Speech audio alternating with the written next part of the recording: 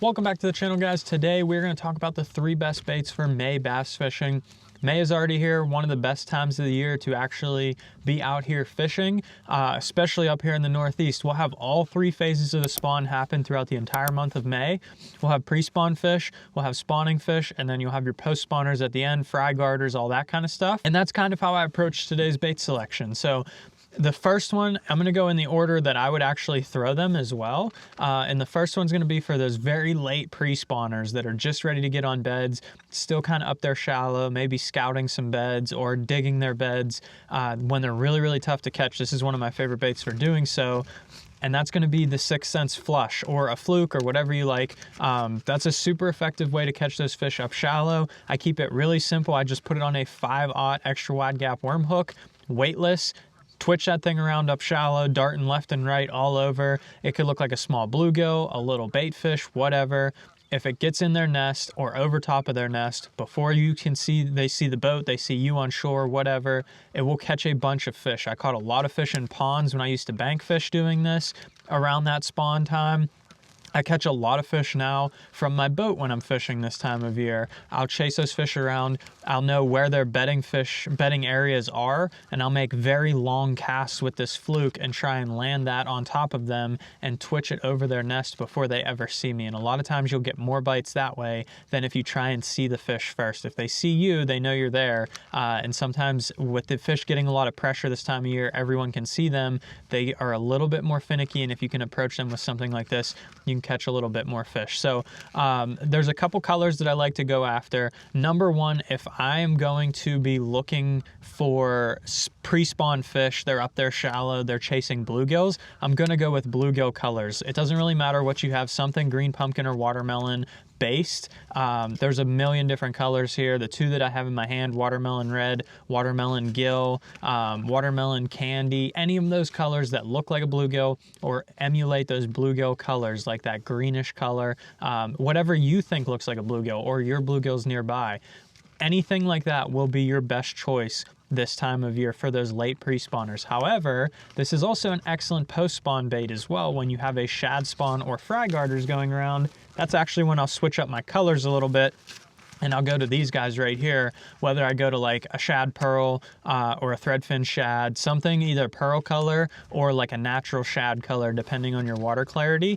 That's when I'll actually go to those bait fish colors, and you'll catch more fish doing that in those post-spawn months. So some of these baits, while they are geared, I'm gonna go pre-spawn, spawn, post-spawn, they will work interchangeably across almost all 3 phases of the spawn. So get some of these, you'll be catching a bunch of fish all spring long with these guys right here. My next bait right here, one that probably, again, if you choose the right color, could work for pre-spawn and post-spawn fish, but this is going to be my bed fishing bait, and that is going to just be the old-fashioned white craw. So this is the 6th Sense Bongo right here. I like this one just because it has just a couple little tails for them to like peck at or be able to look at and get their interest, but the body profile and shape is very small. So you can put like a 4/0 hook in here, and most of the time when they pick that bait up, they're already gonna have that hook in their mouth. So that's one thing when you're looking for a craw to flip on beds. You wanna find something that's a small snack, but still creates enough reason for that fish to pick it up and take it somewhere else or bite that bait in general.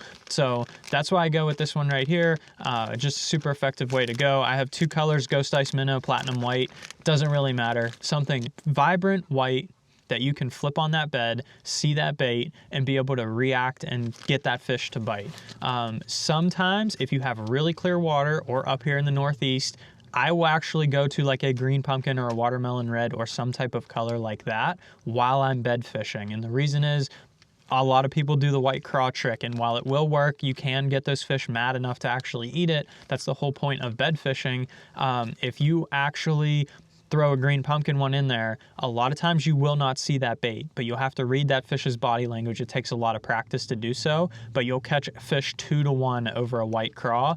Just because they see so many of them, they will start to shy away from it as those fish get caught. But the green pumpkin one, you can get farther away and just a little bit more sneaky tricks to catch some fish off of beds. So something that I really like to do, I'll use like a green pumpkin or a watermelon red. You just have to get very good at either seeing that bait or reading that fish's body language to make sure you can catch more while you're out there. So that's a good one to have as well. Super simple way to rig it too, just Texas rig it up with a lightweight, only like a 1/4 ounce is what I use when I'm bed fishing. I keep it really light just so I can get it on the bed, but not burrowed into the bed. If it starts stirring up mud on the bed, they're never gonna eat it. The lighter you can go, the better. And you just want it to slowly drag across their bed and you'll catch a bunch of fish that way. So let's get into the last one here. Again, post-spawn bait, but I like it for pre-spawn too if we have the right conditions, or even over top of some bedding fish. And that last bait is going to be some type of topwater. Topwater comes out for me about May, and it'll go away around October up here in the Northeast. But May is probably one of the best months to catch fish on topwater up here in the Northeast. May and June are probably our two favorites. One, shad spawn fish. If you have shad in your lake, great way to catch them on the full moons in May and June. There'll be a shad spawn most likely happening, and you'll be able to catch them around rocks. They're up shallow, they're looking for those bait fish. Great way to catch them. Another thing, fry garters. If you see a lot of fry garters up shallow, you can work these topwaters over top of their fry, and it creates a reaction bite. They're gonna think it's invading their nest or their little ball of fry. They're gonna come up and just crush it. So caught a bunch of fish doing that as well. I've caught them over top of beds using topwater as well. The same trick with that fluke. You get a far enough cast and away from the boat, you can trick some of these fish into biting before they ever see you because they think it's a threat to the nest and they don't know the boat is there. You have to keep your trolling motor low or walk very quietly down the bank when you're doing so, but it will work and you will catch more fish. Now, when it comes to the topwater choice, I'm gonna go with a walking bait, and this is a 6th Sense catwalk right here. I really like this bait. It's almost like a super spook or something like that, but it has like a deep V keel, and it rides really nice in the water and kind of stays lower in the water too. So I think you get a better hookup ratio than something that floats really high in the water. But when I say topwater for the month of May, you literally could use any topwater. It does not have to be a walking topwater. I'll have multiple tied on throughout the month of May. I'll use poppers. I'll use prop baits especially. You can use a whopper plopper. They will all work this time of year. Just pick your favorite and go fish with it. I really like walking baits just because I can switch up the retrieve on the fly to be able to get those fish to react. So if I know I'm fishing over bedding fish, I'm gonna wanna walk this slow and kind of keep it in place, because then if it's staying over top of their bed, they'll come up and get it. If I'm fishing for fry garters, I'll do the same thing. I'll walk it slow right in that ball of fry. But if I'm fishing for shad spawn fish, I'll work it a lot quicker and cover water down those riprap banks and other hard pieces of cover up next to the bank, try and cover a bunch of water and get more bites. So I can take the same topwater, fish it multiple ways, and catch a lot of fish doing so. So that's why I pick a topwater, specifically a walking bait, for the month of May. When it comes to colors, since we are talking shad spawn and stuff like that, a solid white, something like that. This one has, I think it's called sensory shad, or shad scales is this one.